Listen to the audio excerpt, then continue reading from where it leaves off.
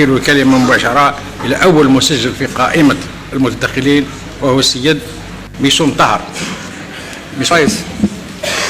سيد الرئيس، اليوم الرئيس راني طالب وباحث ولست نائب. هذه الوزارة الرئيس هذه راهي مش سبيسيفيك الرئيس، هذه الوزارة راهي أوريجينال، راهي ينتمي إلى جدنا وابن القطاع. هذا الوزير من خريجي مدرسة المعلمين، دكاترة دون بكالوريا، أكثر من 30 سنة في التعليم العالي حتى تعينوه كوزير. من المفروض وزارة التعليم العالي تبقى في العالي، وهي مصنفة اليوم على مستوى العالم المرتبة 2361.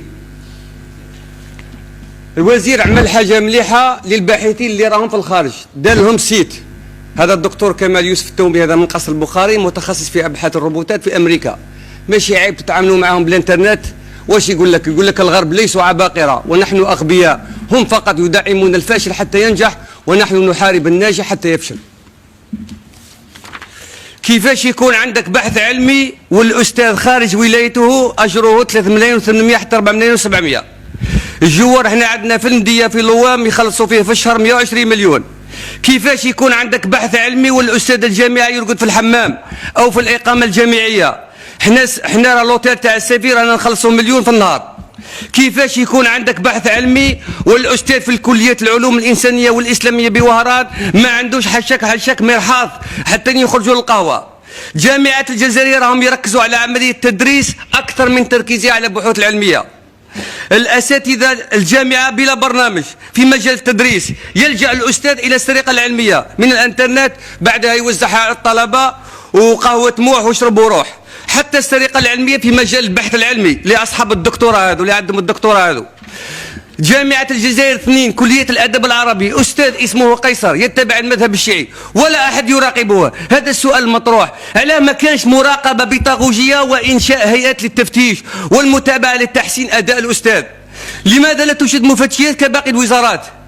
تشوف باكزامبل الرئيس هنا، أنا جبت لك اليوم كاع الكتب المجلة تاع الجامعة هذه، مجلة جامعة محتلة من طرف مدير الجامعة والمحيط تاعو كأنها مجلة عائلية. تشوف هذا سلطاني الجلالي وداير بنته ثاني أستاذة معاه سارة سلطاني، وجبت لك كاع نفس الأشخاص اللي في الكتاب هذا في اللي تلقاه هو. كيف يكون عندك بحث علمي والناس محتلينها؟ كما يقول السيستم الألمدي هذا ماذا قدم لنا؟ واش يقول لك سيد ليكيدي الماكسيموم تاع الطلبة خارجي النظام الكلاسيكي يطلبون بفتح المسابقة في أكتوبر تاع ماجستير، وعدتوهم قلت لهم في 2010 باللي نخلوها مفتوحة على مدى طويل. حتى الماستر درتوها لهم كدومين، سكرتوها لهم بلا بلا، يدوا 3%، 100 طالب يدوا منه 3 من الناس. هذا منطق هذا وراهم كما يقولوا يديروا وراهم حابين يديروا مسيرة وطنية. زيد بالنسبة للطالب هذا أصبح سبيسيفيك، هذا الطالب مسكين طالب بطال طلاب، عندما ياخذ الشهاده تاع الدبلوم هو يجري مسكين في كذا يحوس الحوت في البحر. انا كيما خريجي الالم ديال هذا السيستم ما بقيت يتخرجوا مساكن، والصيادله اصبح الصياد اللي عنده قرا 20 سنه يصبح مساعد، يعانون من كابوس البطاله. انا واش نقول لكم يا الرئيس ونقول لهذا الوزير، بدلوا لها الوزاره، ديروها وزاره البحث العلمي والصيد البحري بيحوس الحوت في البحر. طالب او طالبه مسكين دخل البارح يسجل، جاتني بنت قالت لي عندي اكسيدرول. واش درن بالطفل والطفله اللي الاكسيدرول تاعو يقولوا له باباك نسالوه؟ واش دخلوا في باباه؟ هو راه فاكسيني وكل شيء. زيد طلبه كليه الطب 7 سنوات هو يقرا مسكين من الدراسه ومتربص في مستشفى عمومي ويدير لاكارد، ولا المسؤول قادر يدخلوه للحبس يعطوا له 400,000 في التريميسه. هل هذا يعقل؟ كيما يقول لك الانسان هكذا. زيد هنا الماكله تاع الطالب هذا، شوف قطو باش ياكل بالعمله الصعبه، والطالب الجزائري ياكل الوجبه الصعبه، لوبيا بلاش، حبه تاع بيض وحبه تاع فرماج وحبه تاع تفاح.